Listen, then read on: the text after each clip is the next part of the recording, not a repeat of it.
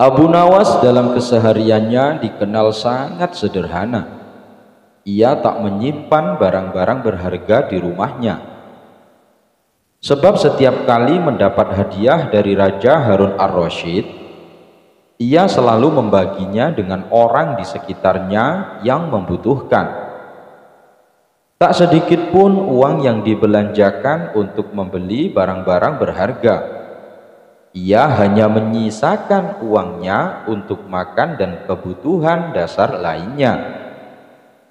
Abu Nawas selalu mensyukuri apa yang dimilikinya, meski hanya sedikit. Suatu malam, seorang pencuri masuk ke rumahnya dengan cara merusak pintu belakang rumah. Tindakan pencuri itu diketahui Abu Nawas. Tapi apa yang dilakukan Abu Nawas? Bukannya memukul dan menangkap pencuri, ataupun berteriak agar para tetangganya terbangun dan menangkap pencuri itu. Tapi justru ia mencari tempat persembunyian. Setelah masuk ke dapur, pencuri itu mulai mencari barang-barang berharga di rumah Abu Nawas dengan mengendap-endap. Ia mulai membuka lemari, laci, dan melihat-lihat kolong di bawah tempat tidur. Tapi ia tak menemukan satupun barang berharga. Tak ada uang, tak ada emas, guci keramik, ataupun barang-barang berharga lainnya. Pencuri itu tak putus asa. Ia kembali memeriksa ulang setiap ruangan yang ada di rumah Abu Nawas untuk memastikan bahwa ia telah menggeledah semua tempat yang ia duga terdapat barang berharga. Sampai suatu ketika ia melihat sebuah kotak besar di dalam suatu ruangan yang sebelumnya tidak sempat ia periksa. Pencuri itu langsung membayangkan di kotak itulah barang-barang berharga disimpan. Dengan hati-hati, pencuri itu membuka kotak.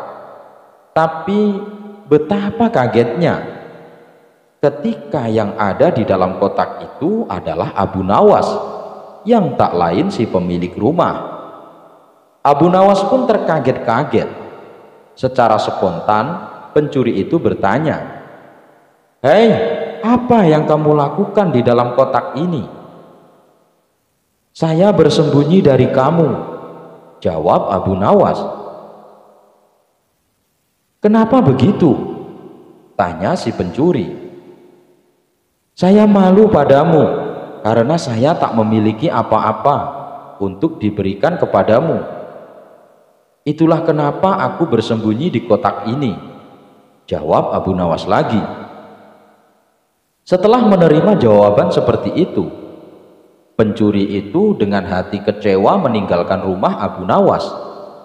Tapi ia bersyukur sekaligus heran karena Abu Nawas tak berteriak memanggil tetangga, sehingga ia selamat dari hajaran massa. Baginda Raja dan dua orang penipu. Dikisahkan, suatu ketika Baginda Raja terlihat gembira karena beberapa hari lagi seluruh rakyat akan menyambut hari jadi kerajaan. Akan tetapi Baginda Raja masih kebingungan jubah kebesaran mana yang akan dikenakan. Perdana Menteri lalu berkata, "Paduka yang mulia, memang jubah Paduka masih bagus-bagus dan indah, tapi Paduka membuat jubah baru saja, mengingat nanti adalah hari yang istimewa." Ternyata saran dari Perdana Menteri disambut baik oleh Baginda Raja. "Ya, saya setuju. Tapi buatkan saya jubah yang paling indah," titah Baginda Raja. "Bagaimana kalau kita membuat sayembara, Paduka?" usul Perdana Menteri. "Terserah kamu, urusan ini aku pasrahkan padamu," balas Baginda Raja. Maka Perdana Menteri berkeliling kota dan mengumumkan sayembara tersebut, di mana isi sayembaranya adalah barang siapa yang bisa membuatkan jubah yang paling bagus untuk Paduka akan diberikan hadiah besar. Pada keesokan harinya setelah pengumuman, datang dua penipu ke istana. Di hadapan Baginda Raja, mereka mengaku sebagai penjahit yang profesional. Mereka juga mengaku bahwa langganannya adalah hanya dari raja-raja. Karena penampilan mereka meyakinkan, Baginda Raja tertarik dan mempercayainya. "Sekarang jubah apa yang akan kalian buatkan untukku?" tanya Baginda Raja. "Kami akan membuat jubah dari benang emas Paduka, supaya penampilan Paduka nanti akan terlihat gemilau dan berwibawa," jawab kedua penipu. "Wah, menarik sekali. Ini pasti akan menjadi jubah terbaik yang pernah saya miliki," gumam Baginda Raja. "Baiklah, lalu apa saja yang kalian butuhkan?" tanya Baginda Raja. "Kami butuh 5 kantong emas Paduka. Nanti emas-emasnya akan kami pintal jadi benang," jawab mereka. Baginda Raja pun menyetujuinya dan menyiapkan kamar untuk mereka berdua. Setelah 2 hari berlalu, Baginda Raja sudah tak sabar ingin melihat jubah emasnya. Kemudian Baginda Raja perintah Perdana Menteri untuk menemui 2 pria tersebut. "Coba kau periksa, apakah jubahku sudah jadi apa belum? Aku ingin tahu bagaimana hasilnya," titah Baginda Raja. Dengan sigap Perdana Menteri menuju kamar 2 penipu itu menginap. "Bagaimana? Apakah jubah Paduka sudah selesai dibuat?"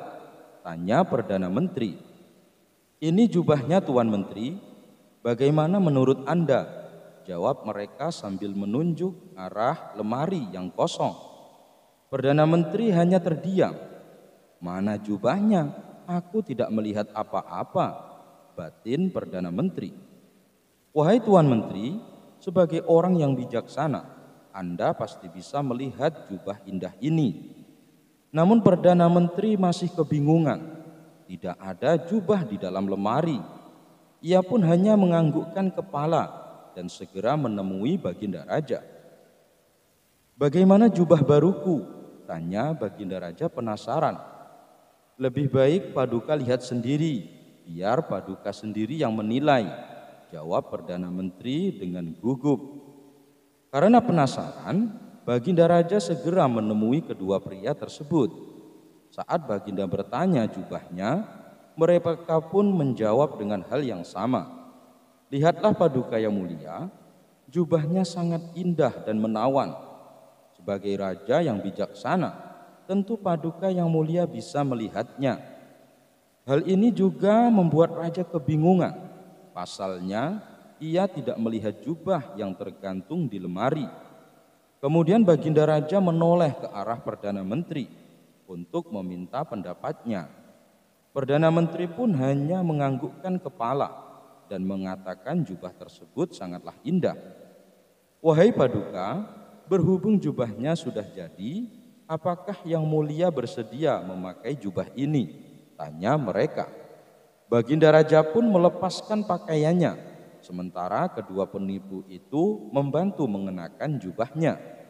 Ketika Baginda Raja melihat ke arah cermin, ia tidak sama sekali melihat jubahnya. Namun ia berpura-pura percaya bahwa jubahnya ada pada tubuhnya, karena dia tidak ingin dianggap sebagai raja yang tidak bijaksana. Setelah dianggap pekerjaannya sudah selesai, kedua pria itu pun pamit pulang dengan membawa 5 kantong emas. Pada keesokan harinya datanglah Abu Nawas ke istana. Baginda Raja pun menyambutnya dengan mengenakan jubah barunya. Seketika Abu Nawas terkejut melihatnya. "Wahai Paduka, kenapa Paduka telanjang?" tanya Abu Nawas. "Apa kau bilang? Ini jubah emas terbaikku, Abu Nawas. Jubah ini dibuat penjahit profesional," bentak Baginda Raja. "Siapa penjahit itu? Apakah Paduka mengenalnya?" tanya Abu Nawas. "Tidak, tapi pengakuannya mereka berdua sering membuatkan jubah para raja-raja," jawab Baginda Raja. Mengetahui rajanya telah tertipu, Abu Nawas tidak tinggal diam. "Begini Paduka yang mulia, demi kebaikan Paduka, saya akan mengatakan yang sebenarnya. Paduka telah ditipu oleh mereka, kata Abu Nawas. Perkataan Abu Nawas ini membuat Baginda Raja tersadar, karena sebenarnya Baginda tidak melihat jubah yang ia kenakan. Ia kemudian bertanya kepada Perdana Menteri, "Wahai Menteri, apakah kau melihat jubah yang saya kenakan?" Dengan penuh ketakutan Perdana Menteri itu menjawab, "Ampun yang mulia, sebenarnya saya juga tidak melihatnya. Tapi karena saya takut dianggap sebagai Perdana Menteri yang tidak bijaksana, terpaksa saya berbohong, Paduka." Kurang ajar, kedua orang itu telah menipuku. Mereka juga lari membawa 5 kantong emas, gerutu Baginda Raja. Jangan khawatir, Paduka, saya punya ide untuk menangkap kedua orang itu, kata Abu Nawas. Beritahu aku, Abu Nawas, aku ingin mereka ditangkap dan dipenggal kepalanya, balas Baginda Raja tak sabar. Apakah Paduka punya jubah warna keemasan? Tanya Abu Nawas. Ya, aku punya. Kebetulan belum pernah aku pakai, jawab Baginda Raja. Bagus, nanti pas hari kerajaan, Paduka kenakan jubah itu untuk berkeliling kota. Dan saya akan menempatkan beberapa orang di sudut jalanan kota. Ketika orang-orangku bertanya, jawab saja ini jubah buatan 2 orang asing. Dan Paduka berpura-pura ingin memberi hadiah tambahan, jelas Abu Nawas. Singkat cerita, hari yang ditentukan pun tiba.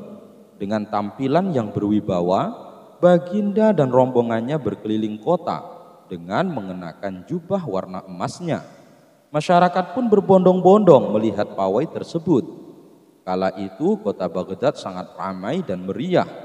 Mereka yang direncanakan ketika Baginda Raja melewati sudut kota, beberapa orang suruhan Abu Nawas berteriak kepada Baginda Raja, "Wahai Paduka, jubah Paduka indah sekali."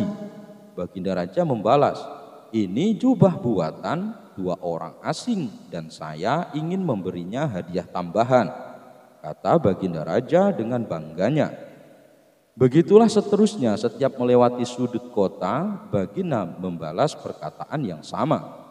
Rupanya ide Abu Nawas ini membuahkan hasil. Kedua penipu yang kebetulan ikut pawai mendengar perkataan Raja. "Apa benar jubah itu ada?" tanya penipu kepada kawannya. "Kau lihat sendiri, sang Raja telah memakainya," jawab kawannya. "Kalau begitu besok kita ke istana dan minta hadiah tambahan," kata si penipu. Mereka pun akhirnya masuk perangkap Abu Nawas. Dan keesokan harinya, kedua penipu itu segera datang ke istana dengan wajah penuh kegembiraan. Namun, ketika menemui Baginda Raja, kedua orang ini langsung ditangkap dan dimasukkan ke dalam penjara. Abu Nawas dan kipas ajaib. Suatu ketika, Abu Nawas asyik berjalan-jalan di pasar. Ia melihat pemuda sedang berjualan baju di pinggiran jalan. "Baju bagus dan istimewa," teriak pemuda tersebut. Di sebelah dagangan si pemuda tertulis kalimat, "Dijamin tidak luntur." Karena tertarik, Abu Nawas pun mendekatinya. "Silahkan tuan, tuan mau beli baju?" tanya si pemuda. "Aku mau lihat-lihat dulu. Kalau ada yang cocok baru aku beli," jawab Abu Nawas. "Silahkan tuan, silahkan dipilih," balas si pemuda. Setelah Abu Nawas menemukan baju yang cocok, ia berkata, "Ini bajunya bagus, warnanya juga bagus. Tapi apa benar dijamin tidak luntur?" tanya Abu Nawas. "Jangan khawatir tuan, pokoknya sesuai dengan tulisan," kata si pemuda. "Baiklah, berapa harganya?" tanya Abu Nawas. "Harganya 100 dirham tuan," jawab si pemuda. "Mahal sekali, umumnya harga baju hanya 10 dirham," kata Abu Nawas menawar. "Tidak boleh tuan, sudah harga pas, ucap si pemuda. Sejenak Abu Nawas berpikir, bajunya sih bagus, warnanya juga bagus, apalagi tertulis dijamin tidak luntur. Mungkin karena itulah harganya agak mahal, ujar Abu Nawas dalam hati. Baiklah, aku beli baju ini seharga 100 dirham, ucap Abu Nawas. Terima kasih Tuan, semoga Tuan puas belanja di tempat saya, ucap si pemuda. Singkat cerita, Abu Nawas pun pulang membawa baju barunya. Namun di tengah perjalanan, baju barunya terjatuh dan kotor. Sesampainya di rumah, Abu Nawas mencuci baju baru tersebut dengan direndam di air. Dan warna baju yang tadinya bagus mendadak memudar dan luntur. Aku telah tertipu. Katanya dijamin tidak luntur, gerutu Abu Nawas. Merasa kesal karena ditipu, Abu Nawas langsung menemui pemuda tersebut di pasar. Hei pemuda, ternyata kamu penipu, hardik Abu Nawas. Memangnya saya penipu apa Tuan? Kata pemuda itu berkilah. Kamu bilang dijamin tidak luntur, tapi baru direndam ternyata luntur, tutur Abu Nawas. Saya tidak bilang dijamin tidak luntur, Anda sendiri yang mengatakan begitu, kata Abu Nawas. Tapi saya mengatakan itu karena saya membaca tulisan yang ada di samping baju-baju jualanmu itu, protes Abu Nawas. Oh, kalau itu berarti Anda yang salah baca Tuan. Anda membaca dari kiri ke kanan. Kalau kita kan orang Arab Tuan, bacanya dari kanan ke kiri. Luntur tidak dijamin, kata si pemuda menjelaskan. Abu Nawas tak menyangkal perkataan si pemuda. Ia kembali ke rumah dengan perasaan dongkol. Akan kubalas kau nanti, gerutu Abu Nawas. Di rumah, Abu Nawas mencari cara agar bisa membalas perbuatan pemuda tersebut. Esok paginya Abu Nawas pergi ke pasar dan berjualan kipas di samping tempat berjualan si pemuda. Kipas, kipas, silahkan dipilih. Kipas bagus dan awet sampai 100 tahun, teriak Abu Nawas. Berhubung saat itu cuaca lagi panas, pemuda itu mendekati Abu Nawas. Berapa harga kipasnya Tuan? Tanya si pemuda. Oh, murah sekali, hanya 100 dirham, jawab Abu Nawas. Apa 100 dirham? Anda bilang murah. Di mana-mana harga kipas cuma 1 dirham Tuan, balas si pemuda. Ini kan bukan kipas biasa pemuda. Kipas ini tidak akan rusak sampai 100 tahun, kata Abu Nawas. Sejenak pemuda itu terdiam. Kalau sampai bertahan selama 100 tahun, tidak ada salahnya harganya mahal, pikir pemuda tersebut. Baiklah Tuan, saya beli 1, kata pemuda itu. Setelah transaksi selesai, Abu Nawas buru-buru pulang dengan membawa uang 100 dirham, uang penjualan kipasnya. Sementara si pemuda yang kepanasan segera menggunakan kipasnya, dan baru beberapa menit kipasnya mendadak rusak. Dasar, aku ditipu, ujar si pemuda geram. Ia pun pergi ke rumah Abu Nawas untuk meminta ganti rugi. Hei Tuan, Anda ternyata penipu. Katanya kipas ini kuat sampai 100 tahun. Ini dipakai beberapa menit sudah rusak, kata si pemuda. Kamu pasti salah cara pakai, kata Abu Nawas. Salah bagaimana Tuan? Tanya si pemuda. Abu Nawas menjelaskan, cara kipas dipakai biar awet bukan kipasnya yang digerak-gerakkan, tapi kepala kamu yang digerakkan ke kanan ke kiri. Pasti kipas akan awet sampai 100 tahun, ucap Abu Nawas. Mendengar ucapan Abu Nawas, si pemuda hanya terdiam. Ia menyadari Ini adalah pembalasan atas perbuatannya tempo hari pada Abu Nawas. Abu Nawas memenangkan lomba berburu. Suatu hari yang cerah, Raja Harun ar-Rasyid dan para pengawalnya meninggalkan istana untuk berburu. Namun di tengah perjalanan, salah satu pejabat kerajaan yang bernama Abu Jahil menyusul dengan terengah-engah di atas kudanya. "Baginda, Baginda, hamba mau mengusulkan sesuatu," kata Abu Jahil sambil mendekati sang raja. "Apa usulmu, wahai Abu Jahil?" tanya Baginda Raja. "Agar acara berburu ini lebih menarik dan disaksikan banyak penduduk, bagaimana kalau kita sayembarakan saja?" ujar Abu Jahil dengan raut wajah serius. Baginda Raja terdiam sejenak dan mengangguk-angguk. "Hamba ingin beradu ketangkasan dengan Abu Nawas, dan nanti pemenangnya akan mendapatkan sepundi uang emas.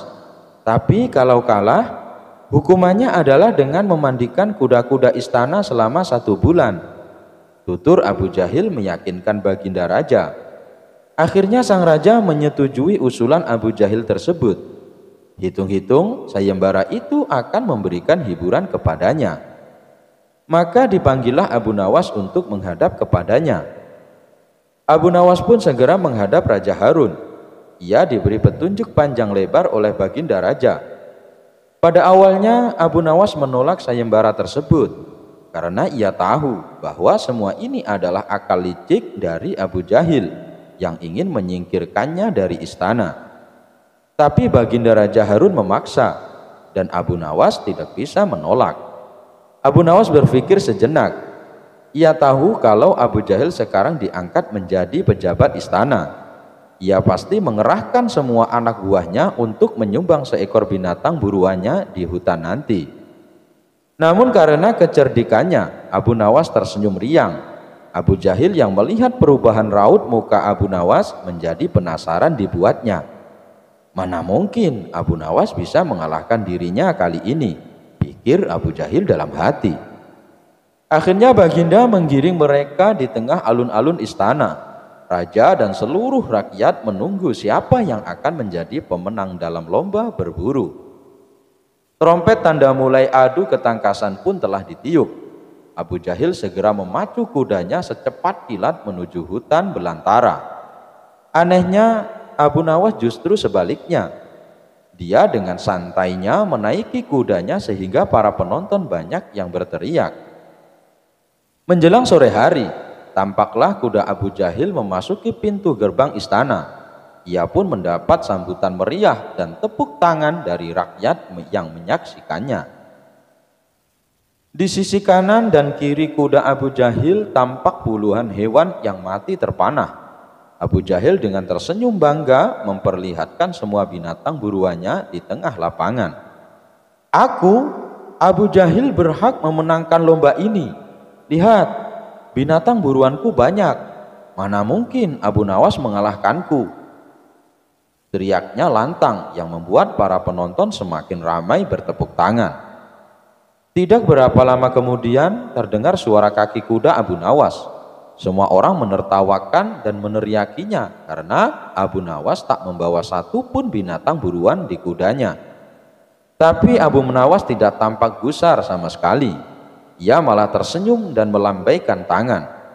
Baginda Raja menyuruh 2 orang pengawalnya maju ke tengah lapangan dan menghitung jumlah binatang buruan yang didapatkan 2 peserta tersebut. Dan kesempatan pertama, para pengawal menghitung jumlah binatang hasil buruan Abu Jahil. 35 ekor kelinci, ditambah 5 ekor rusa dan 2 ekor babi hutan, kata salah satu pengawal. "Kalau begitu, akulah pemenangnya, karena Abu Nawas tak membawa seekor binatang pun," teriak Abu Jahil dengan sombongnya. "Tenang, tenang, aku membawa ribuan binatang. Jelaslah aku pemenangnya dan engkau, wahai Abu Jahil, silahkan memandikan kuda-kuda istana menurut aturan lomba. Semua binatang boleh ditangkap, yang penting jumlahnya," kata Abu Nawas sambil membuka bambu kuning yang telah diisi dengan ribuan semut merah. "Jumlahnya sangat banyak, Baginda, mungkin ribuan. kami tak sanggup menghitungnya lagi, kata pengawal kerajaan yang menghitung jumlah semut itu. Melihat kenyataan itu, Abu Jahil tiba-tiba saja jatuh pingsan. Baginda Raja tertawa terpingkal-pingkal dan langsung memberi hadiah kepada Abu Nawas. Kecerdikan dan ketulusan hati pasti bisa mengalahkan kelicikan. Uang kerincingan. Pada suatu ketika Abu Nawas melakukan perjalanan yang panjang.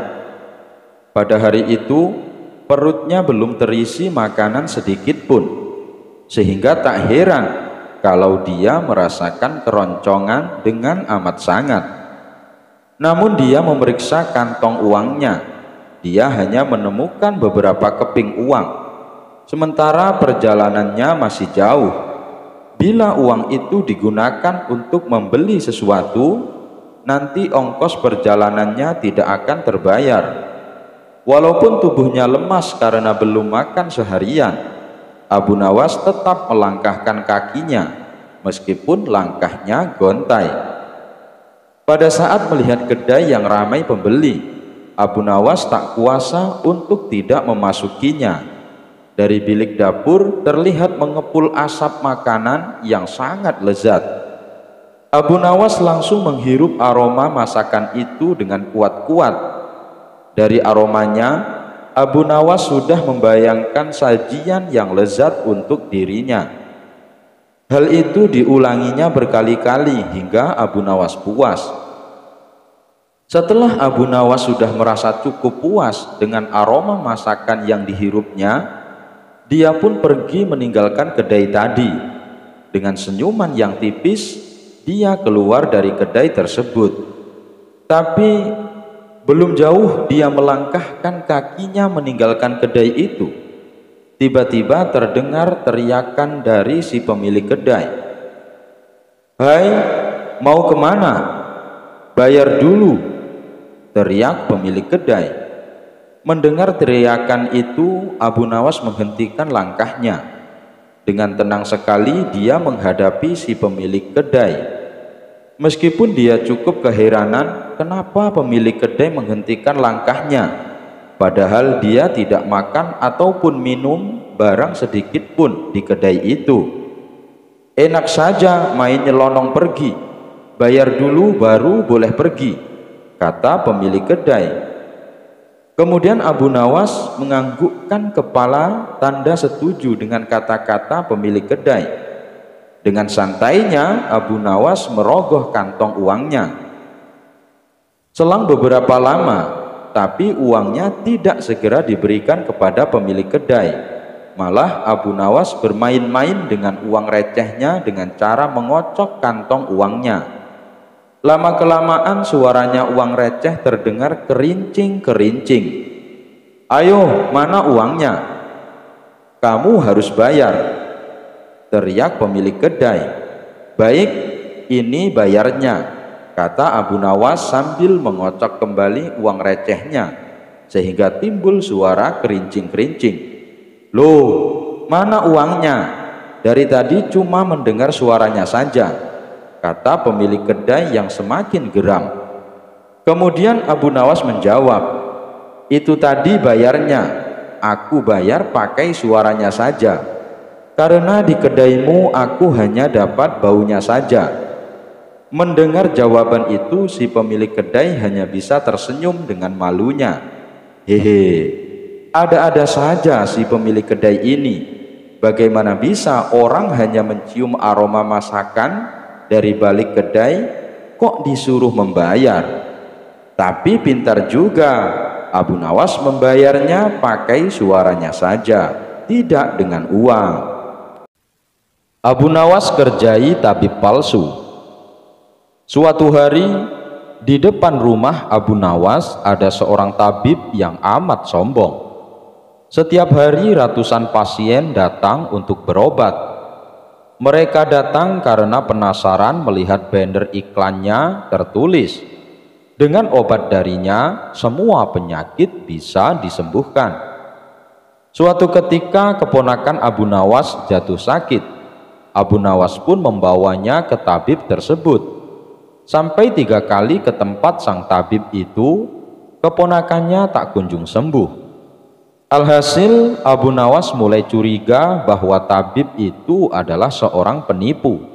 Muncul ide dari Abu Nawas untuk menjahili tabib tersebut. Abu Nawas berpikir dirinya menjadi tabib juga. Ia pun menulis iklan, kemudian dipasang di depan rumahnya yang tertulis, "Berobat di sini sembuh bayar 250.000, kalau tidak sembuh uang kembali 1 juta."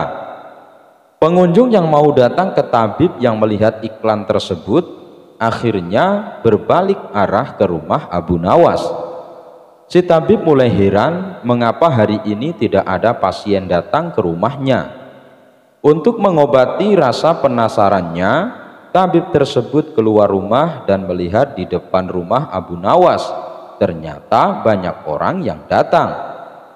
Ketika melihat isi iklannya, sang tabib juga memutuskan untuk pura-pura sakit untuk mendapatkan uang 1 juta itu.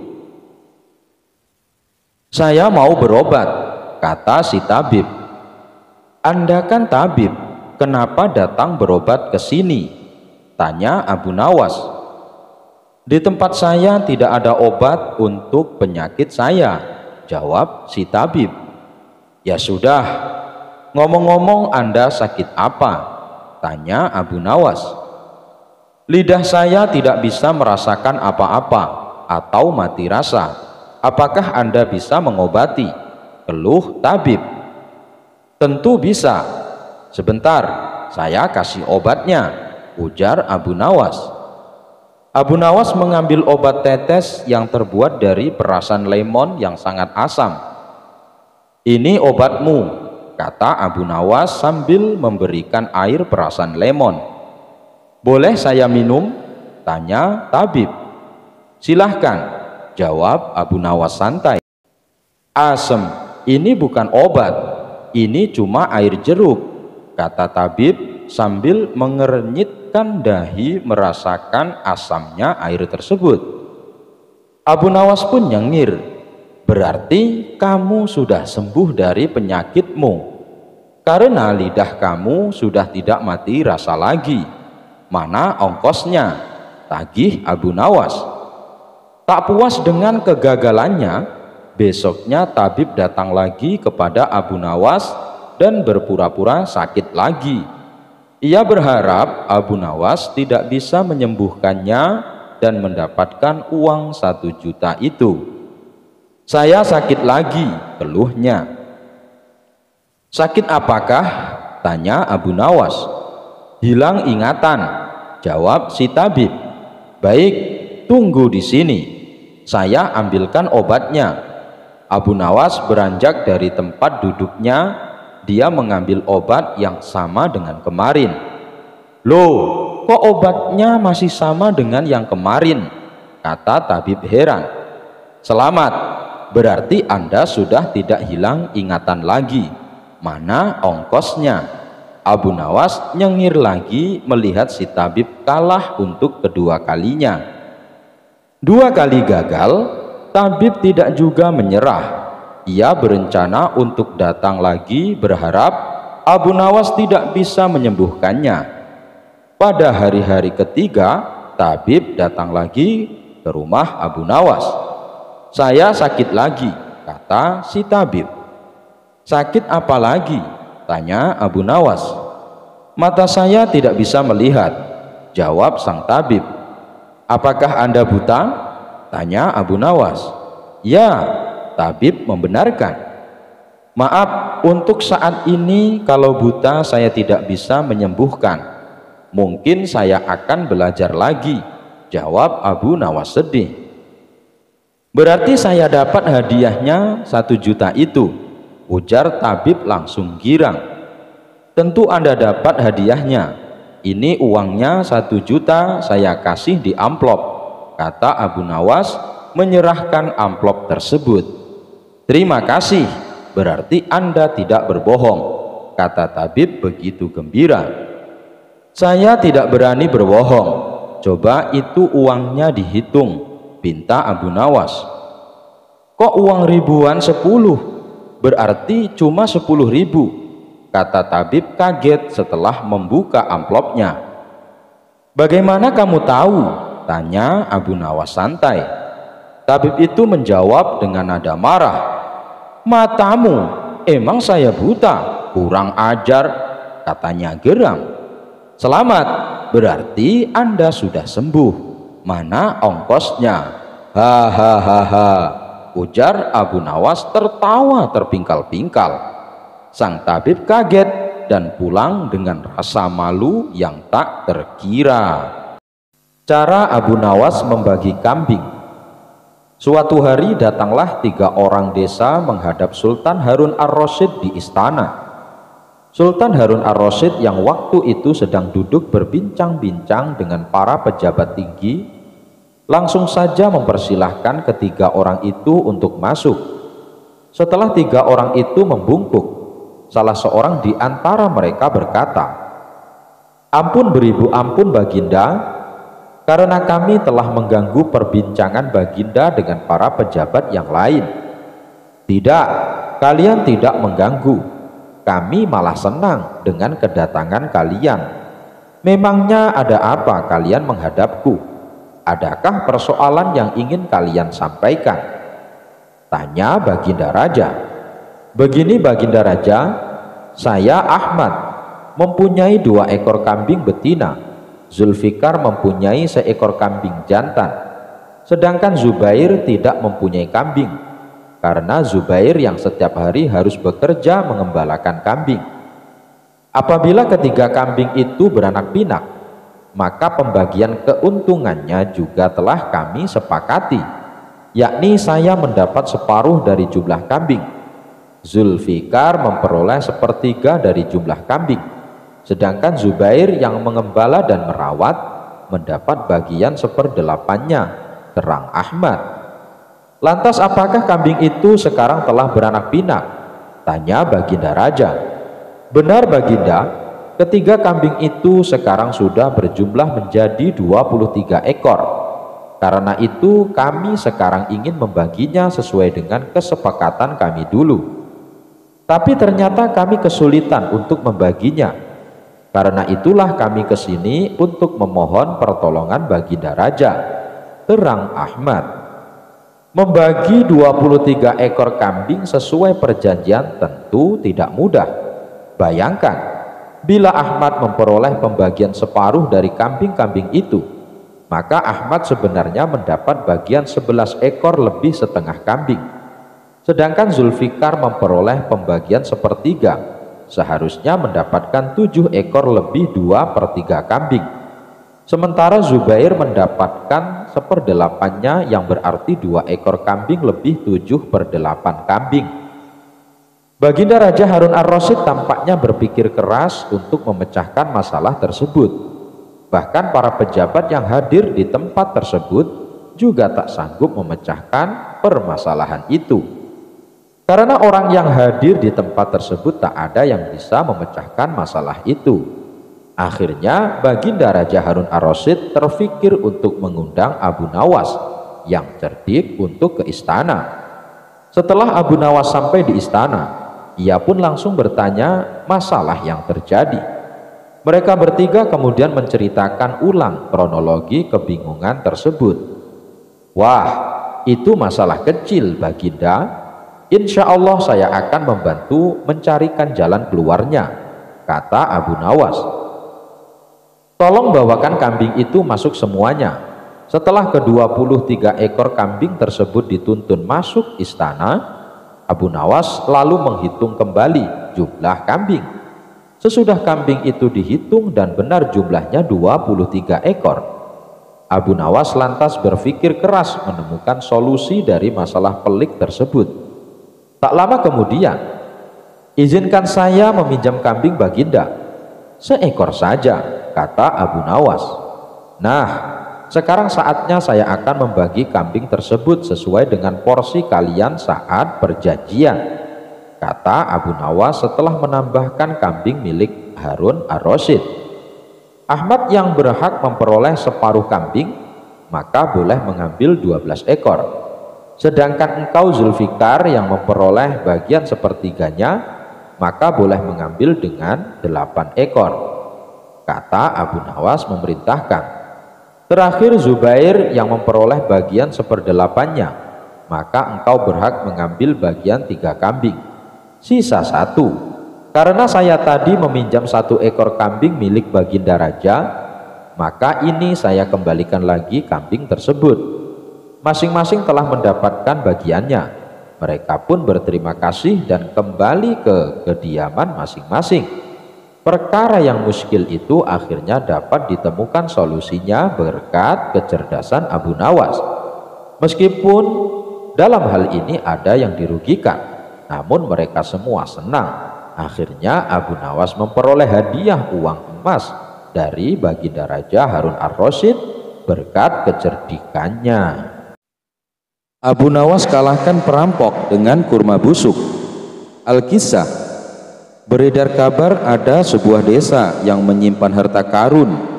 Desas-desus tersebut memicu orang-orang dari segala penjuru berdatangan ke desa itu. Mereka berlomba-lomba untuk menemukan harta karun yang tersimpan. Ketika Abu Nawas mendengar kabar itu, ia pun menjadi penasaran dan berniat mendatangi desa tersebut. Singkat cerita, pergilah Abu Nawas dengan mengendarai keledai kesayangannya.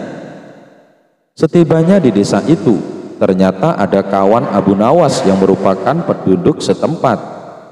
"Wahai Abu Nawas, ayo mampir ke rumahku," ajak kawannya. Kemudian Abu Nawas dipersilahkan masuk. Mereka berdua pun duduk di ruang tamu.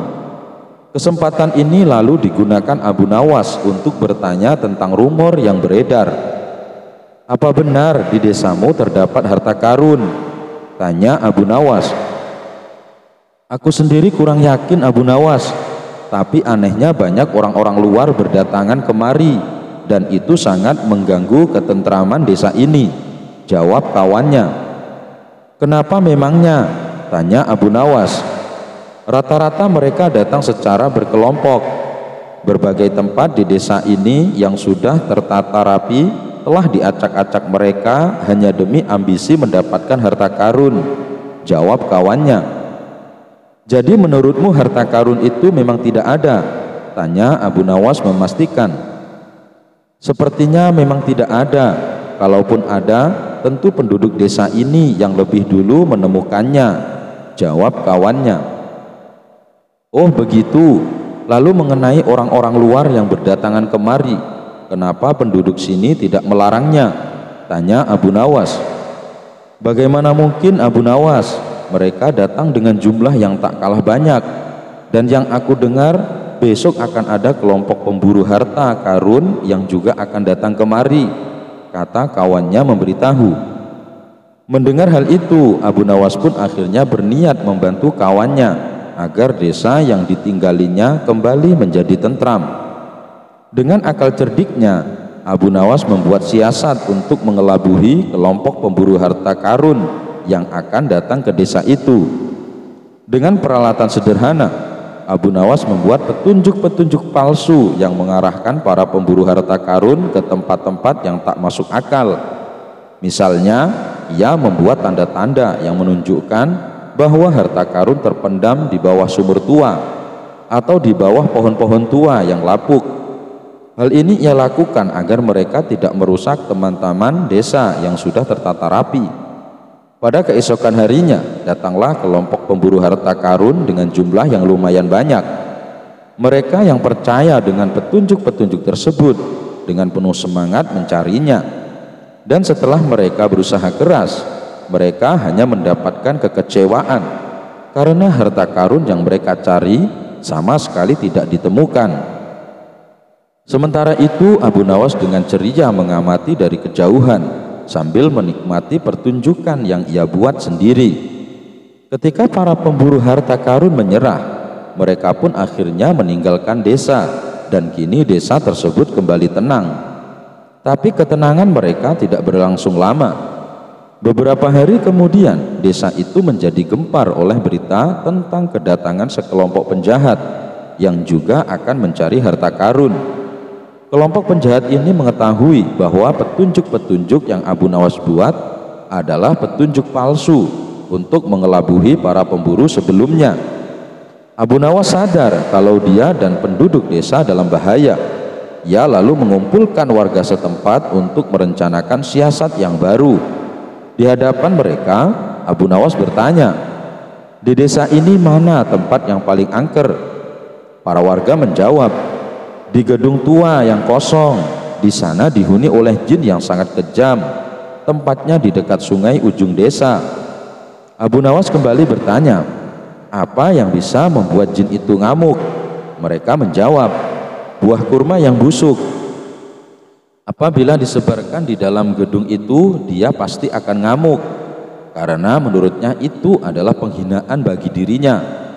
"Oh baiklah," balas Abu Nawas. Kemudian Abu Nawas menyusun rencana selanjutnya. Setelah memberikan pengarahan, Abu Nawas merubah penampilannya layaknya seorang dukun sakti. Tak berselang lama, datanglah kelompok penjahat memasuki desa tersebut. Para penduduk pun mulai ketakutan. Lalu salah satu penjahat berteriak, "Wahai penduduk desa, kalau kalian tidak ada yang mengaku di mana harta karun itu berada, maka akan kami hancurkan desa kalian," ancam si penjahat. Dan sesuai arahan Abu Nawas, salah satu warga yang merupakan kawan Abu Nawas segera menghampiri kawanan penjahat itu. "Maafkan kami Tuan, kami sungguh sangat tidak tahu. Hanya satu orang yang tahu di mana keberadaan harta karun tersebut," kata kawan Abu Nawas. "Oh ya, siapa dia? Di mana orangnya?" tanya si penjahat. "Dia dukun sakti Tuan, selama ini tidak ada orang luar yang berani menghadapinya," ujar kawan Abu Nawas. Maka diantarlah kawanan penjahat itu menuju rumah yang didiami Abu Nawas. Setibanya di sana, mereka langsung mendobrak pintu dan mendapati Abu Nawas yang terlihat seolah-olah sedang bersemedi.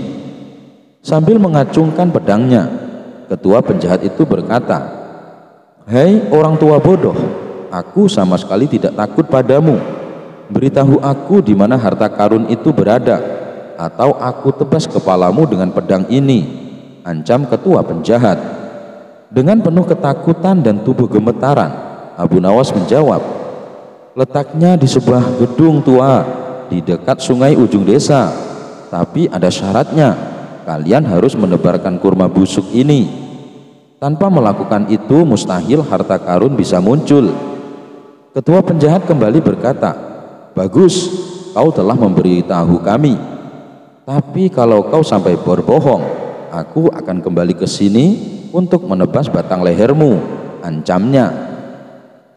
Kemudian mereka pun pergi menuju gedung tua dengan membawa kurma busuk yang telah Abu Nawas berikan. Ketika mereka memasuki gedung itu, kurma busuk yang dibawanya segera disebarkan ke seluruh ruangan. Tiba-tiba pintu gedung tertutup rapat yang membuat para penjahat terkurung di dalamnya. Bersamaan dengan itu, jin penghuni gedung tersebut muncul di hadapan mereka dengan wujud menyeramkan. Sontak mereka berteriak ketakutan. Mereka pun berusaha menyelamatkan diri dengan mendobrak pintu yang terkunci. Tapi naas, mereka semua tewas mengenaskan dibantai oleh jin penghuni gedung tua. Semenjak tersiar kabar tentang tewasnya kawanan penjahat, orang-orang luar yang biasanya berdatangan mencari harta karun kini tak ada lagi yang berani. Desa tersebut pun sekarang menjadi tenang tanpa ada gangguan kedatangan orang-orang luar. Fitnah lebih kejam dari pembunuhan. Al-Kisah, suatu hari Abu Nawas sedang duduk bersama kawan-kawannya, kemudian memberi sebuah nasihat tentang bahaya fitnah. Dalam ajaran agama Islam dijelaskan bahwa fitnah lebih kejam dari pembunuhan. Kemudian salah seorang kawan bertanya kepada Abu Nawas, "Wahai Abu Nawas, bukannya fitnah hanya dilakukan oleh mulut, tidak mengakibatkan cacat, tidak pula mengeluarkan luka yang dapat mengeluarkan darah, tapi kenapa dianggap lebih kejam daripada pembunuhan?" ujar salah seorang kawannya. Sedangkan pembunuhan bukan mengakibatkan cacat, tapi sampai menghilangkan nyawa seseorang, sambung kawan itu lagi. Abu Nawas pun menjawab bahwa dampak yang ditimbulkan dari fitnah sangatlah besar, bahkan bisa mengakibatkan peperangan.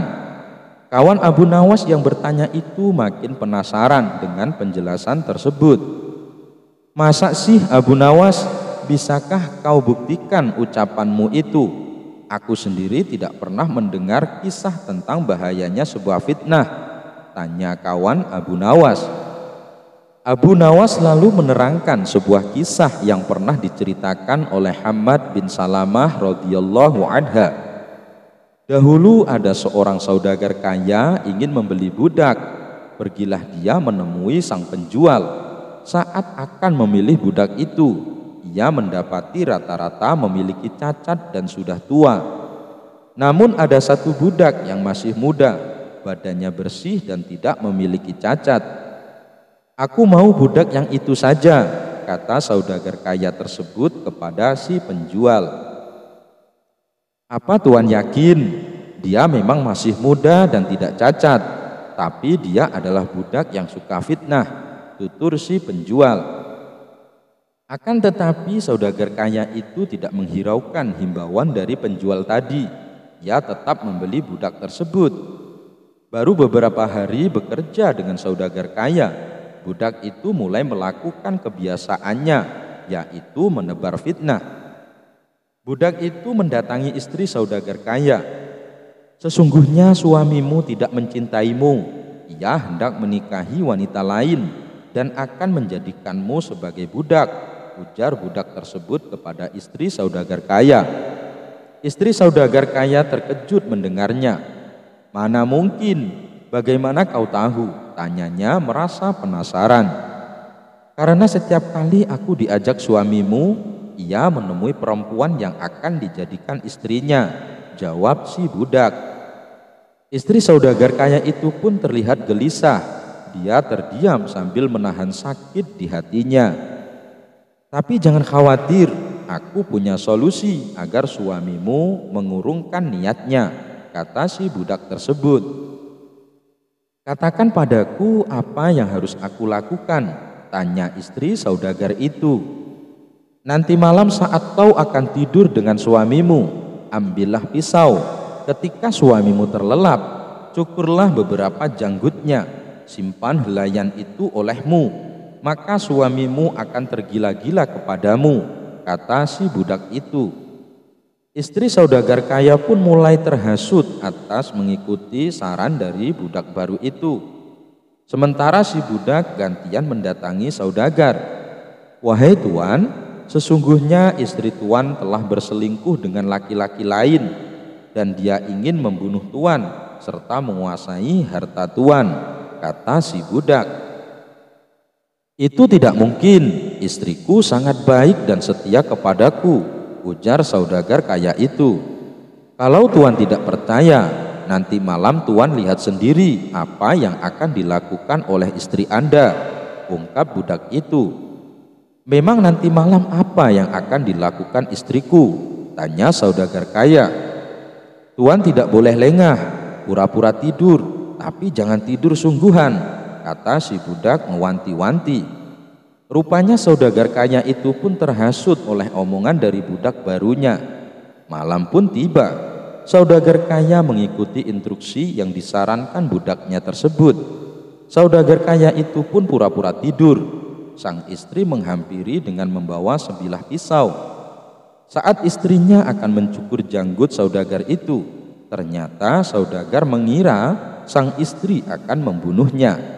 Ia langsung merebut pisau itu dan menancapkannya ke tubuh sang istri. Istri saudagar pun tewas di tangannya sendiri. Kematian istrinya itu pun membuat pihak keluarga dari istrinya tidak terima, apalagi tuduhan perselingkuhan kepada mendiang istrinya ternyata tidak terbukti.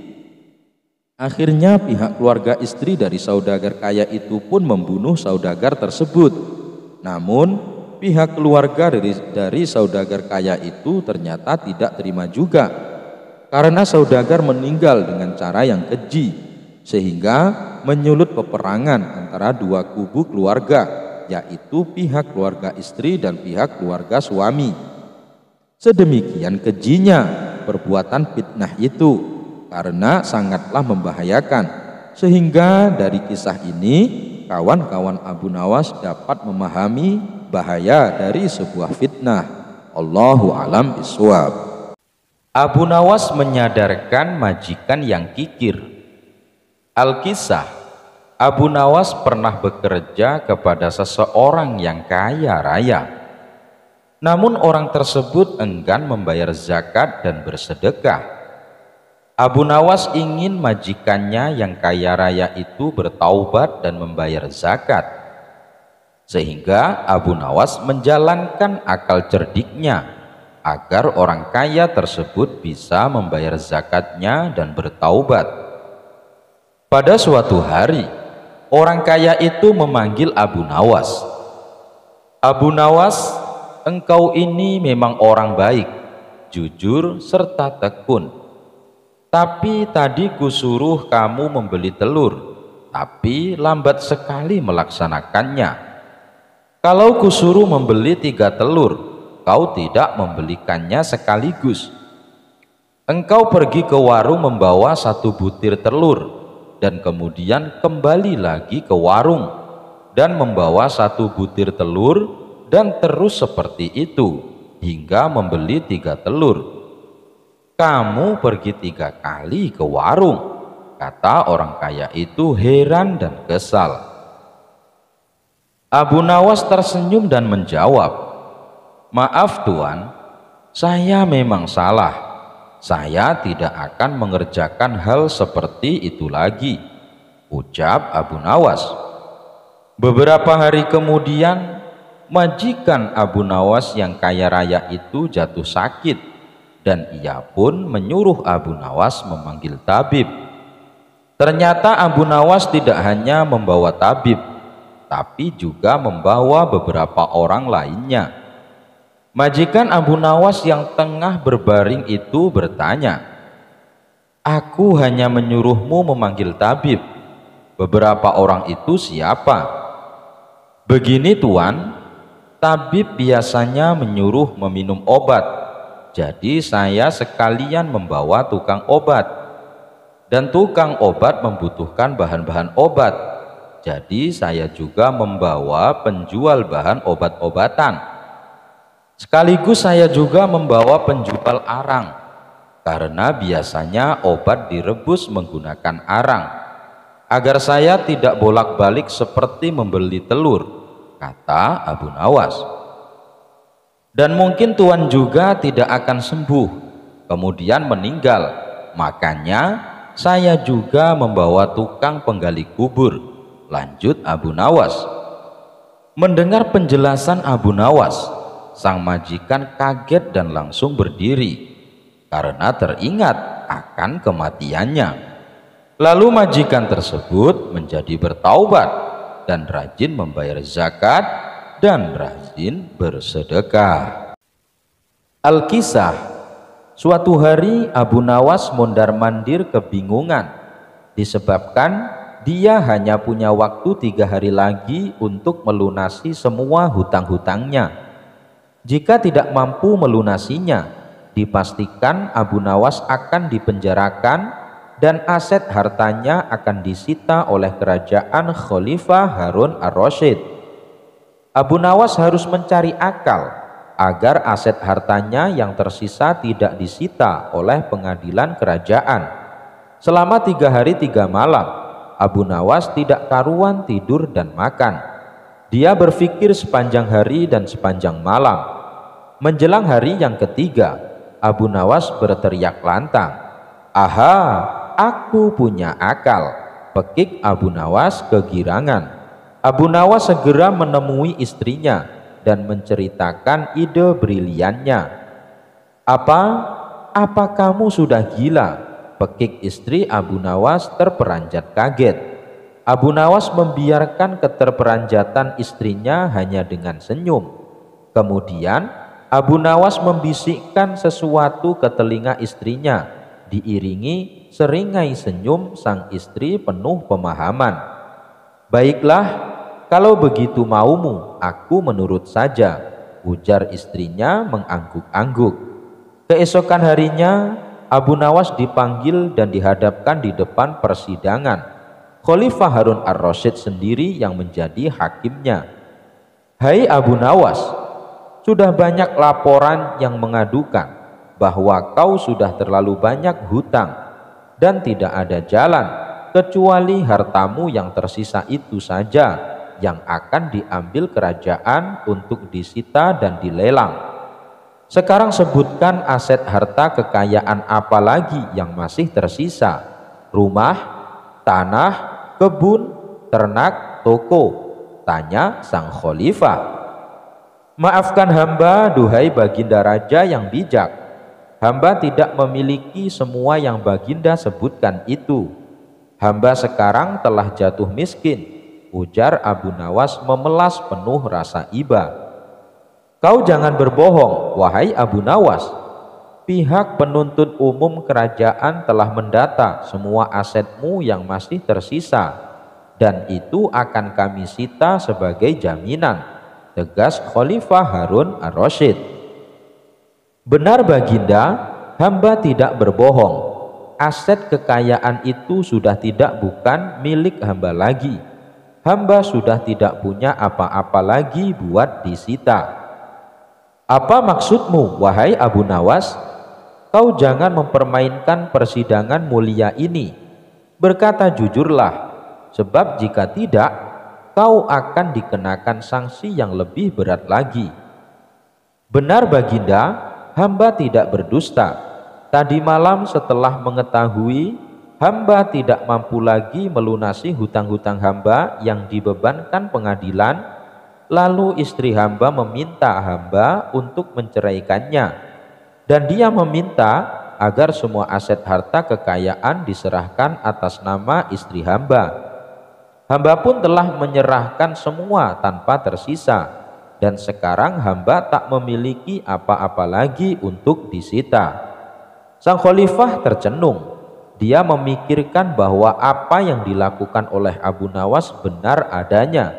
Bahkan menurut peraturan undang-undang di kerajaan, apabila seseorang sudah jatuh bangkrut dan dinyatakan pailit, maka segala tuntutan hutang-hutangnya dibebaskan oleh kerajaan. Istri Abu Nawas serta saksi-saksinya pun dihadirkan untuk bersaksi sebagaimana kesaksian Abu Nawas. Dan benar adanya, Abu Nawas telah menceraikan istrinya, dan ia pun telah menyerahkan aset kekayaannya pada istrinya. Walhasil, akhirnya keputusan sidang memutuskan bahwa Abu Nawas dilepaskan dari segala tuntutan hutang. Setelah diketok palu, Abu Nawas segera berdiri menggandeng bahu istrinya. Orang-orang pun terheran-heran dan bertanya, mau kemana dia membawa istrinya? Abu Nawas dengan santai menjawabnya, "Aku ingin mengajaknya rujuk kembali." Sang khalifah dan semua hadirin yang hadir hanya bisa menggeleng-gelengkan kepala melihat kecerdasan si Abu Nawas melepaskan diri dari hutang serta ancaman sitaan harta dari pengadilan kerajaan. Kejujuran Abu Nawas diuji jin. Selain memiliki kecerdikan, Abu Nawas juga dikenal memiliki kejujuran yang sangat besar. Adalah kaum jin yang masih penasaran dan belum percaya akan kejujuran Abu Nawas. Salah satu jin kemudian ingin menguji Abu Nawas. Suatu hari, Abu Nawas pergi ke hutan untuk menebang pohon yang kemudian akan dijual untuk biaya kebutuhan keluarganya. Seperti biasanya, ia membawa sebuah kapak tua kesayangannya yang akan digunakan untuk menebang. Karena tidak hati-hati ketika bekerja, kapaknya tersebut terlepas dari tangannya lalu terjatuh entah di mana. Abu Nawas pun segera mencari-cari namun tidak kunjung menemukannya. Ia pun duduk merenung dengan perasaan sedih. Karena hanya memiliki satu kapak, ia pun merasa sangat sedih karena tidak bisa melanjutkan pekerjaannya. Dalam perasaan yang sangat sedih itu, tiba-tiba datanglah jin yang menyamar menjadi seorang laki-laki berbaju putih. Jin itu datang dan menggoda Abu Nawas yang kondisinya mulai labil. "Hai Abu Nawas, kenapa kamu terlihat sedih sekali?" tanya jin. "Ya Pak, kapakku telah jatuh ke jurang, jadi aku tidak dapat melanjutkan pekerjaanku lagi. Padahal itu adalah satu-satunya kapak yang aku miliki," jawab Abu Nawas sedih. "Oh begitu, saya akan bantu untuk mencarikannya untukmu," kata jin. Sang jin pun mencari-cari ke sana sini sekitar tempat Abu Nawas menebang pohon tadi. Pada waktu itulah kesempatan jin untuk menguji Abu Nawas. Terbesit di benak jin untuk memberikan kapak yang lain yang terbuat dari emas. Jin itu ingin mengetahui apa reaksi Abu Nawas nantinya. "Wahai Abu Nawas, apakah ini kapakmu?" tanya jin sambil menunjukkan kapaknya. "Bukan, kapak saya jelek," jawab Abu Nawas. Sesaat kemudian jin kembali mencari-cari dan selanjutnya kembali menunjukkan kapak kedua yang terbuat dari perak kepada Abu Nawas. "Bukan, itu bukan kapak saya," jawab Abu Nawas menolak. Jin itu pun mulai salut atas sikap Abu Nawas yang jujur. Jin itu berkata, "Hai Abu Nawas, kenapa kamu ini begitu jujur? Kapak yang lebih bagus dari kepunyaanmu?" tanya jin. "Pak, sesungguhnya aku sangat bersyukur atas apa yang aku miliki. Aku tidak ingin mendapatkan sesuatu yang bukan hakku. Bagiku, kapak yang jelek itu adalah milikku. Dengan kapak itulah aku bisa bekerja secara halal dan mendapatkan kayu untuk aku jual," jelas Abu Nawas. "Rasa syukur?" tanya jin heran. "Ya Pak, karena rasa syukur itulah yang membuatku tidak mau mengambil barang yang bukan menjadi hakku," tegas Abu Nawas. "Wahai Abu Nawas, sesungguhnya kedua kapak emas dan perak ini adalah milikku. Tapi karena engkau telah menunjukkan kejujuranmu yang besar kepadaku, maka ketiga kapak ini aku berikan kepadamu," kata jin sambil memberikan kedua kapak beserta kapak Abu Nawas yang telah hilang tadi. Abu Nawas sangat senang dan kembali bersyukur atas rezeki yang telah diterimanya. Jin itu pun pamit pergi meninggalkan Abu Nawas. Harga untuk Raja Harun ar-Rasyid. Pada suatu malam yang temarang disinari rembulan, Raja Harun ar-Rasyid ingin makan malam bersama Abu Nawas. Maka diutuslah pengawal untuk menjemput Abu Nawas di kediamannya. Tak lama kemudian, Abu Nawas yang berpakaian sederhana itu tiba di istana dengan penuh keceriaan karena akan bersantap ria dengan rajanya. Begitu mengetahui kedatangan Abu Nawas, raja nampak antusias sekali. Maka diajaklah Abu Nawas untuk berbincang di sebuah ruangan yang di dalamnya telah tersedia aneka makanan sebagai jamuan. Makanan-makanan yang tersaji terlihat cukup lezat nan lezat. Belum lagi ada minuman yang terlihat begitu segar. Melihat makanan yang ada di depannya, Abu Nawas sudah tak sabar lagi ingin menyantap makanan-makanan tersebut, karena dia memang dari rumah belum makan sama sekali. Abu Nawas masih menunggu agar raja mempersilahkan. Begitu raja mempersilahkan, langsung saja Abu Nawas menyantap dengan lahap hidangan yang ada di depannya. Sementara itu, raja sangat semangat sekali menceritakan tentang kerajaan dan kekuatannya. Namun Abu Nawas nampaknya tak terlalu fokus dengan apa yang dibicarakan oleh raja. Dia masih sibuk dan fokus untuk mengisi isi perutnya sambil memanjakan lidahnya, karena peristiwa seperti ini jarang terjadi. Selang beberapa lama, Raja Harun ar-Rasyid masih saja antusias dengan apa yang difikirkannya. Raja bercerita kepada Abu Nawas dengan luasnya wilayah yang telah dipimpinnya selama ini. Tak lama kemudian, tiba-tiba saja sang raja bertanya kepada Abu Nawas, "Wahai Abu Nawas, berapakah harga diriku ini?" tanya Baginda Raja. Abu Nawas yang sedang asyik makan nampak tertegun sejenak.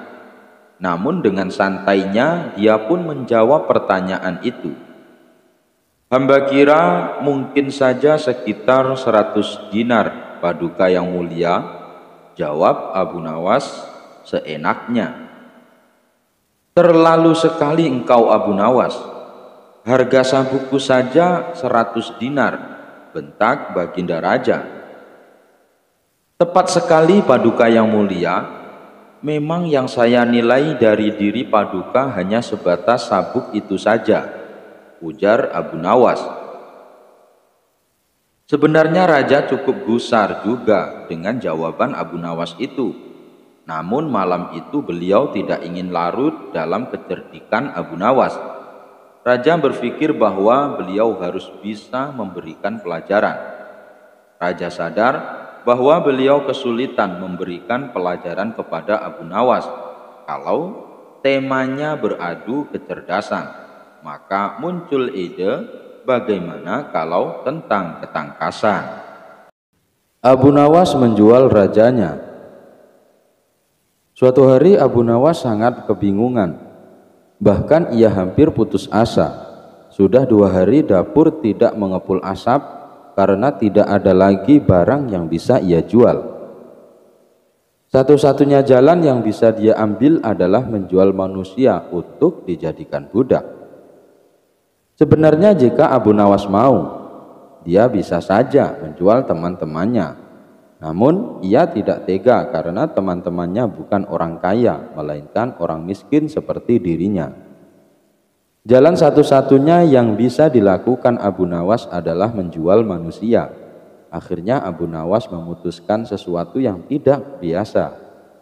Ia akan tetap menjual manusia untuk dijadikan oleh si pembelinya, bukan menjual temannya melainkan rajanya Harun ar-Rasyid. Menurut Abu Nawas, hanya Baginda Raja yang pantas untuk dijual.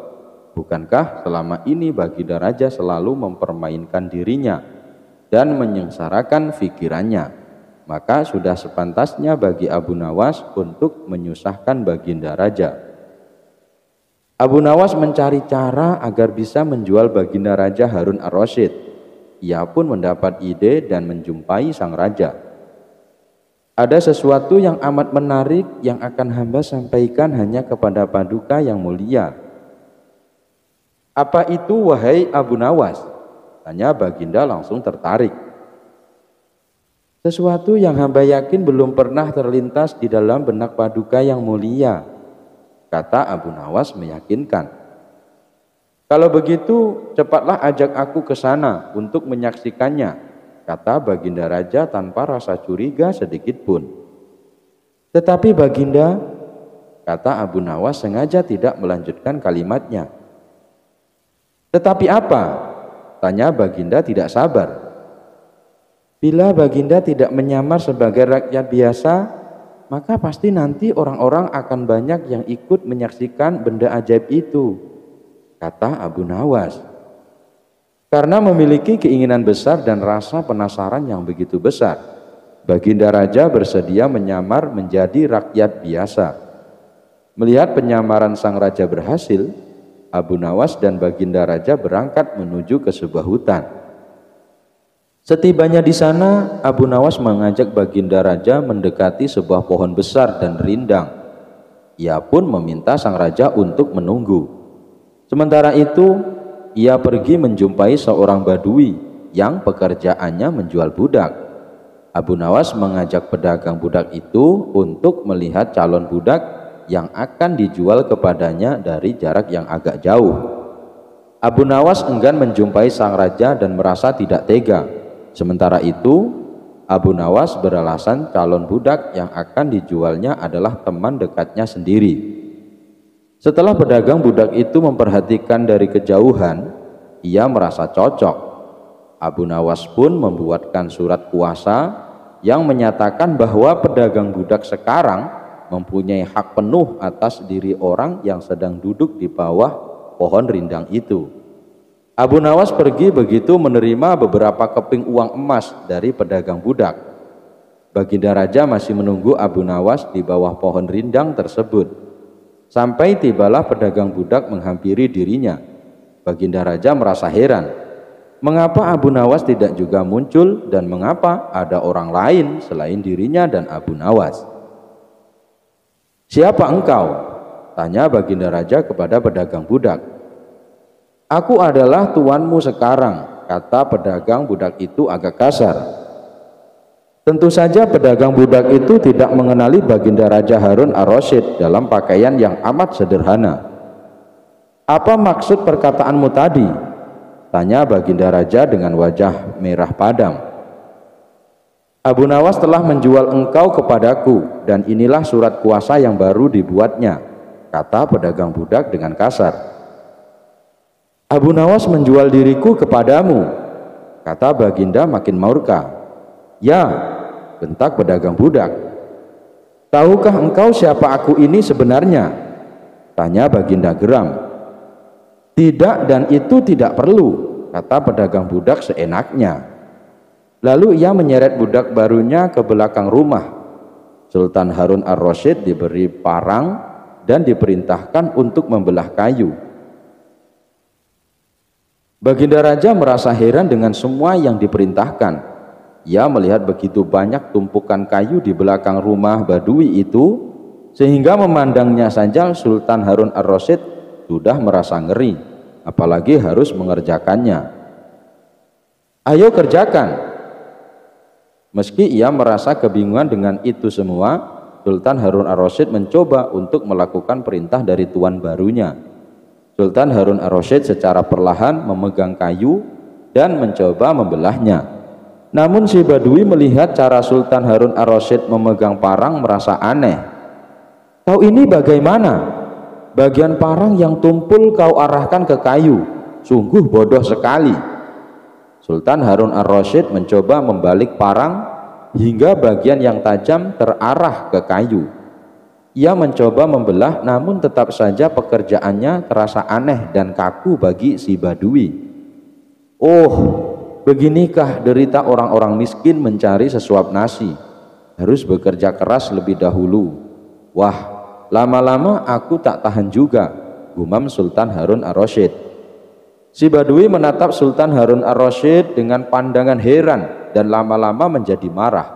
Ia merasa rugi barusan membeli budak yang bodoh. "Hei badui, cukup semua ini, aku tak tahan. Kurang ajar kau, budakku harus patuh kepadaku," kata badui itu sembari memukul sang raja. Tentu saja raja yang tak pernah diperlakukan kasar itu menjerit keras saat dipukul kayu. "Hei badui, aku adalah rajamu, Sultan Harun ar-Rasyid," kata Baginda sambil menunjukkan tanda kerajaannya. Pedagang budak itu kaget dan mulai mengenal Baginda Raja. Ia pun langsung menjatuhkan diri sembari menyembah Baginda Raja. Sang raja mengampuni pedagang budak itu karena ia memang tidak tahu. Tetapi kepada Abu Nawas, Baginda Raja amat murka dan gemas. Ingin rasanya beliau meremas-remas tubuh Abu Nawas seperti telur. Kisah selanjutnya, suatu hari di kota Baghdad digemparkan oleh kedatangan dua orang tamu yang mengaku ulama besar. Mereka berdua adalah Syekh Wahab dan Syekh Qadir. Dengan berpakaian jubah serba putih layaknya orang soleh, mereka menyapa masyarakat kota Baghdad. Para warga pun menyambutnya penuh penghormatan. Mereka menjamu dua tamu agung itu dengan berbagai macam hidangan. Tidak berapa lama terdengarlah suara azan. Syekh Wahab dan Syekh Qadir lalu pamit untuk menunaikan sholat. Mereka berdua pun diantar oleh warga sampai ke masjid. Sesampainya di masjid, Syekh Wahab melepaskan sepatunya dan membiarkannya di luar teras masjid. Sedangkan Syekh Qadir melepaskan sepatunya, tapi membawanya masuk ke dalam masjid. Sementara Syekh Wahab dan Syekh Qadir melaksanakan sholat, terjadilah percakapan warga yang ada di situ. Menurut kalian, di antara kedua orang itu siapa yang lebih alim? Tanya salah satu dari mereka. Menurut saya Syekh Wahab yang lebih alim karena membiarkan sepatunya di luar. Itu menunjukkan beliau mempercayakan sesuatunya kepada Allah, jawab warga yang lain. Namun ada juga yang berpendapat kalau Syekh Qadirlah yang lebih alim, sebab dengan dirinya membawa sepatu ke dalam masjid itu menunjukkan kehati-hatian. Kemudian salah seorang berkata, lebih baik kita tanyakan langsung kepada kedua tamu kita, pasti beliau punya alasannya. Ya benar, itu lebih tepat, timpal lainnya. Ketika Syekh Wahab dan Syekh Qadir itu selesai sholat, mereka ditanyai secara terpisah oleh kedua kelompok yang berbeda pendapat tadi. Pertama mereka menanyai Syekh Wahab, wahai Tuan, kenapa Anda meninggalkan sepatunya di luar teras, padahal Syekh Qadir membawa sepatunya masuk ke dalam masjid? Dengan tersenyum Syekh Wahab menjawab, alasan saya meninggalkan sepatuku karena segala sesuatunya saya pasrahkan kepada Allah. Kalaupun sepatu saya dicuri orang, maka saya ikhlaskan dan aku tidak akan menganggapnya sebagai pencuri. Justru saya akan mendoakan agar sepatuku menjadi kebaikan bagi dirinya. Mendengar jawaban Syekh Wahab, masyarakat pun terkagum-kagum dengan kerendahan hatinya. Kemudian giliran Syekh Qadir yang ditanya, wahai Tuan Syekh, kenapa sih Anda membawa masuk sepatunya ke dalam masjid? Padahal Syekh Wahab membiarkan sepatunya di teras masjid. Mendapat pertanyaan seperti itu, Syekh Qadir pun tersenyum. Lalu ia menjawab, kalau saya biarkan sepatuku di luar, saya khawatir akan menggoda seseorang untuk mencurinya. Jika sampai kubiarkan, maka ketika sepatuku dicuri, saya juga ikut menanggung dosanya, karena saya telah ikut andil menggoda seseorang untuk mencuri. Oleh sebab itulah saya bawa masuk sepatunya ke dalam masjid. Syekh Qadir mencoba menjelaskan. Masyarakat kembali terkagum-kagum dengan jawaban Syekh Qadir. Mereka pun memuji kealiman dua tamu agung tersebut. Tidak berapa lama kemudian, datanglah Abu Nawas di tengah-tengah mereka. Waduh, kalian semua gampang terlena dengan perkataan yang terkesan bijak padahal biasa saja, kata Abu Nawas kepada warga yang berkumpul. Maksudnya bagaimana Abu Nawas? Kedua tamu itu memang orang alim, mereka berdua juga bijak dalam bertutur kata, balas salah satu warga. Abu Nawas lalu menjelaskan, coba kalian perhatikan antara sepatu yang dipakai Syekh Wahab dan Syekh Qadir. Keduanya berbeda. Syekh Wahab membiarkan sepatunya di luar karena memang sepatunya sudah butut. Mana mungkin ada maling yang tergoda untuk mencurinya, ujar Abu Nawas sambil menuding sepatu yang sedang dipakai Syekh Wahab. Dan sepatu yang dipakai oleh Syekh Qadir itu masih bagus dan saya kira harganya pasti mahal. Oleh sebab itulah dia khawatir sepatunya akan hilang, makanya sepatunya ia bawa masuk ke dalam masjid. Kalian semua jangan terlena dengan seseorang yang mengaku berilmu hanya karena penampilan dan tutur katanya, tapi harus mengetahui sejauh mana kepandaian ilmu agamanya. Mendengar perkataan Abu Nawas itu, Syekh Wahab dan Syekh Qadir pun dibuatnya keki. Mereka berdua tahu betul siapa Abu Nawas. Akhirnya mereka memutuskan untuk pergi meninggalkan kota Baghdad. Suatu hari istri Abu Nawas mengeluh tentang kondisi mereka yang sangat miskin. Tentu saja sang istri menyalahkan Abu Nawas karena kewajiban mencari nafkah adalah tugas suami. Sebenarnya Abu Nawas beberapa kali dihadiahi beberapa keping emas oleh Baginda Raja, namun selalu dibagi-bagikan kepada orang yang membutuhkan, maka kondisinya pun tetap kekurangan. Hai suamiku, kapan kau belikan aku gaun yang indah? Hidupmu hanya kau habiskan untuk berdoa saja, ujar istri Abu Nawas. Semua ini kulakukan untuk mendapat ridho Allah, ucap Abu Nawas. Kalau begitu, coba kau minta upah kepada Allah saja, kata istri Abu Nawas. Abu Nawas pun langsung pergi ke pekarangan dan berdoa, Ya Allah, berilah hamba upah 100 keping perak, teriaknya berulang-ulang. Hal ini didengar tetangganya yang sedang beristirahat di depan rumah. Tetangga tersebut melempari kepala Abu Nawas dengan kepingan uang perak hingga 100 keping. Uang 100 perak dikumpulkan dan diberikan kepada istrinya. Namun tetangga Abu Nawas tak terima uangnya diambil begitu saja dan didatanginya rumah Abu Nawas dengan meminta uangnya dikembalikan. Namun Abu Nawas tidak bersedia mengembalikannya. Abu Nawas merasa itu adalah upah yang diberikan Allah atas doa dan ibadahnya selama ini. Akhirnya mereka sepakat menyelesaikan masalah ini di pengadilan. Dalam sidang, hakim mengajukan pertanyaan, apa pembelaanmu Abu Nawas? Tanya hakim.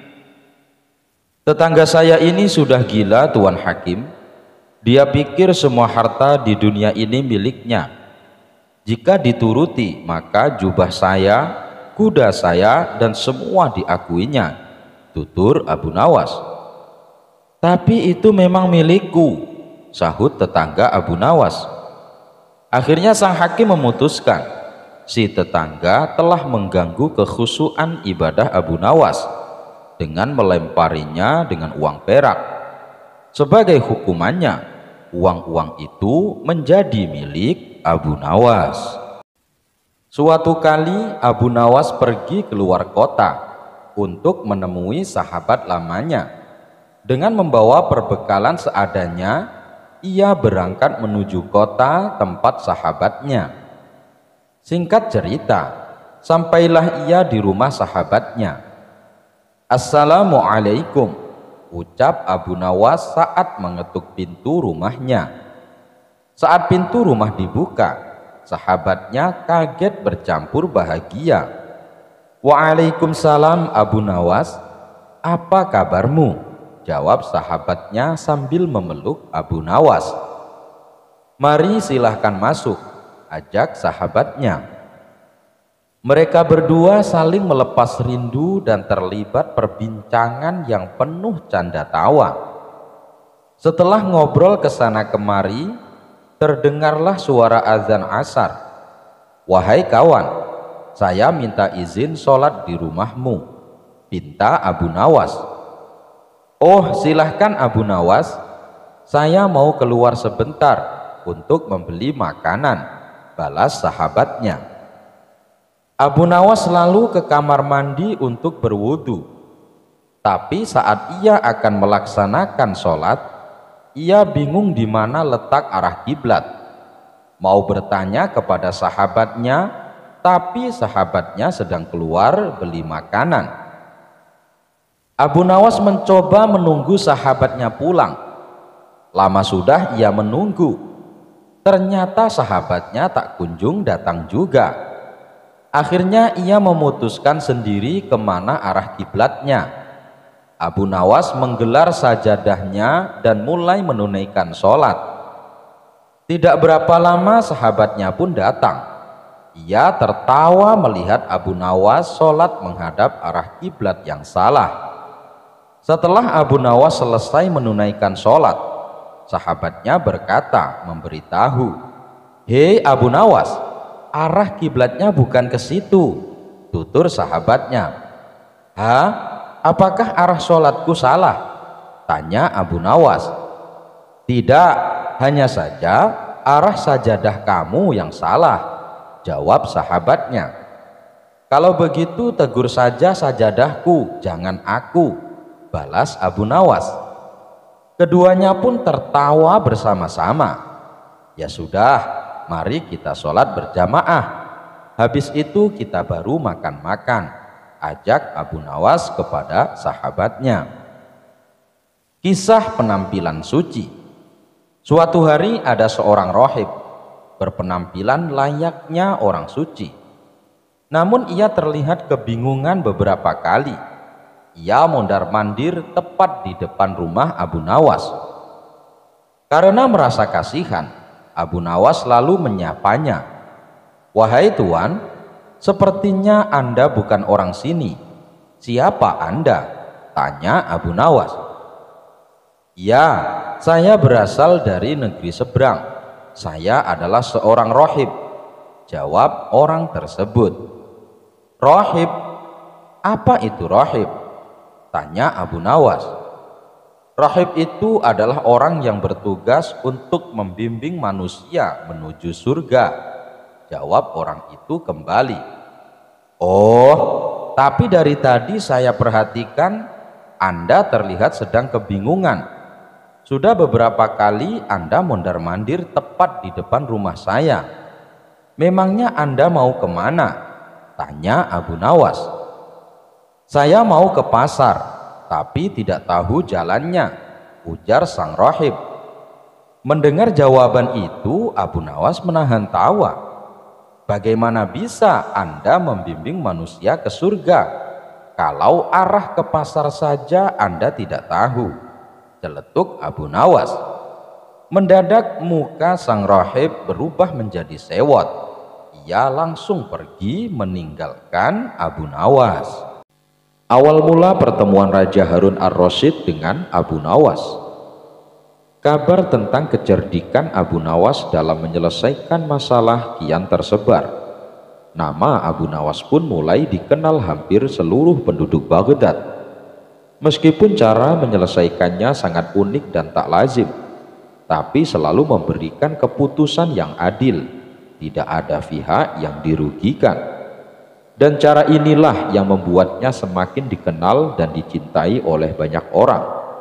Dimanapun tempat Abu Nawas selalu jadi perbincangan, termasuk para menteri istana yang tak henti-hentinya saling memuji kecerdasan Abu Nawas. Kala itu sang raja belum mengenal Abu Nawas, namun nama Abu Nawas selalu saja ia dengar dari para menterinya ketika mereka sedang duduk berbincang-bincang. Rasa penasaran pun hinggap di benak Baginda. Memangnya siapakah sih Abu Nawas? Batin Baginda dalam hati. Ia pun kemudian bertanya kepada para menterinya, "Adakah di antara kalian yang paham dengan Abu Nawas?" Mendengar pertanyaan Baginda Raja, hampir seluruh menterinya berdiri, menunjukkan bahwa mereka paham dengan Abu Nawas. "Saya penasaran dengan Abu Nawas. Adakah yang tahu di mana rumahnya?" tanya Baginda Raja. "Saya tahu Baginda," kata salah satu menterinya. "Baiklah, sekarang juga antarkan aku ke sana. Suruh pengawal dan prajurit untuk menyiapkan kudanya." Setelah semuanya siap, rombongan kerajaan langsung berangkat menuju rumah Abu Nawas. Mereka mulai memasuki kota di mana rumah Abu Nawas berada. Hadirnya rombongan kerajaan ke kota membuat suasana heboh. Para penduduk berduyun-duyun mendekati rombongan, hanya sekedar untuk melihat sosok Baginda Raja Harun ar-Rasyid.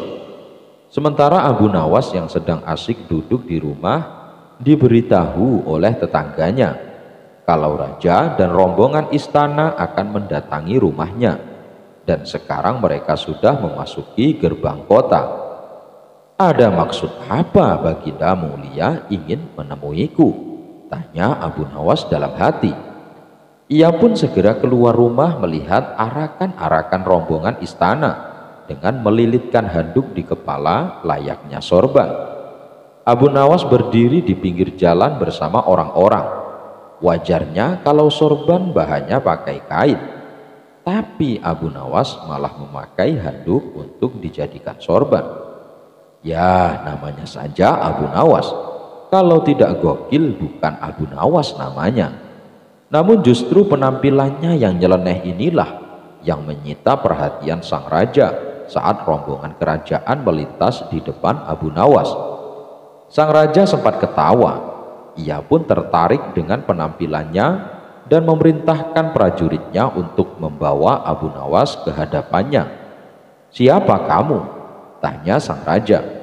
Beberapa menteri di sampingnya membisikkan kepada Baginda kalau orang itulah yang bernama Abu Nawas. Namun jawaban yang diberikan Abu Nawas bikin Baginda melongo. "Saya ini Dewa Bumi Paduka yang mulia." Baginda Raja tak kalah cerdik dengan jawaban Abu Nawas.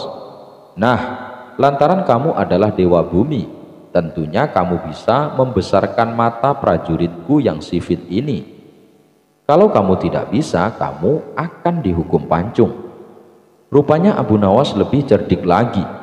Berarti Baginda ini tidak memahami apa yang saya maksud.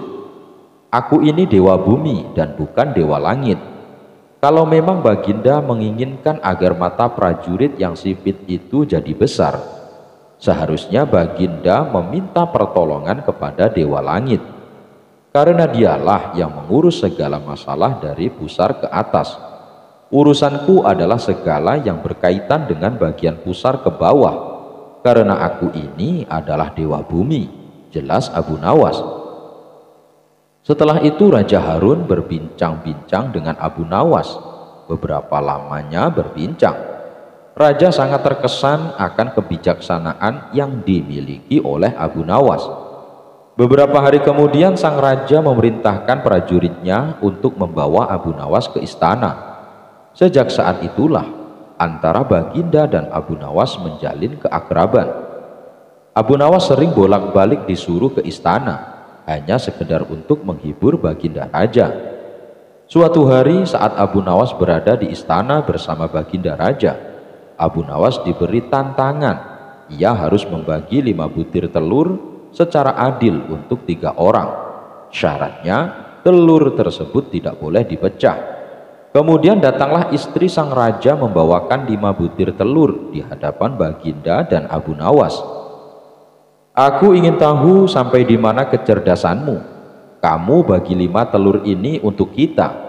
Harus dengan adil. Tapi telur ini tidak boleh dipecah." Lalu Abu Nawas pun mengambil 5 butir telur tersebut dan berkata, "Paduka yang mulia, ini sebutir telur untuk Baginda. Sebab Baginda sudah mempunyai 2 butir. Untuk saya juga sebutir telur, karena saya sudah mempunyai 2 butir. Sedangkan yang 3 butir ini untuk istri Baginda, sebab dia tidak punya sebutir pun." Sejenak Baginda Raja terdiam. Ia masih bingung dengan maksud Abu Nawas.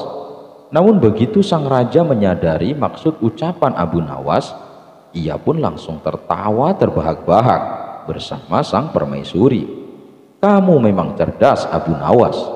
Ini ada hadiah untukmu karena telah berhasil membuat kami terhibur."